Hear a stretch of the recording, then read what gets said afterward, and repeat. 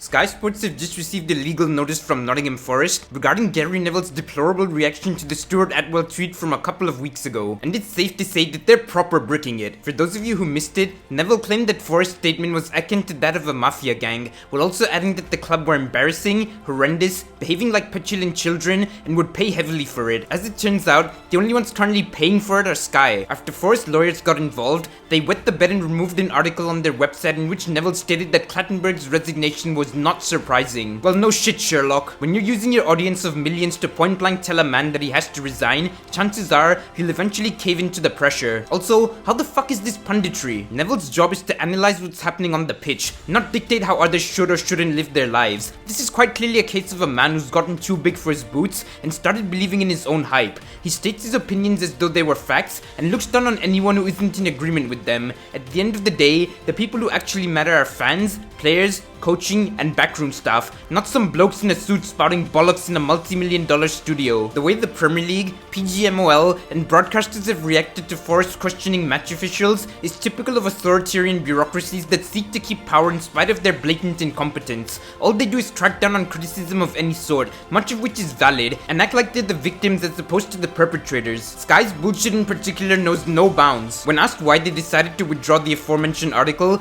they claimed it was purely an editorial decision, as opposed to revealing the real reason, which is that it could be used as evidence against them in an ongoing legal matter. The best part about Neville getting sued is that he's definitely the sort of bloke who would represent himself in court. I've never seen someone who's so in love with their own voice, which is quite ironic, because he promised to highlight the issues in Qatar after accepting their blood money, yet I haven't heard so much as a whisper 2 years on. Now, don't get me wrong, Marinakis is far from a saint, but compared to Man City and Newcastle's owners, he's a model citizen, and it's no surprise that pundits dare not question the other two. As far as I'm concerned, every football fan should be standing with Forest right now. The refereeing in England is converged and subservient to established footballing interests and lost its credibility the second Mike Dean admitted he didn't send Anthony Taylor over to the Monitor to save him from getting grief a couple of seasons ago. They're far more concerned with entertainment and optics than they are in coming to the correct decision, and you only have to take one look at the Champions League to see how officiating should actually be done. There's quick checks in the VAR room, brilliant control of the game by the on-field referee,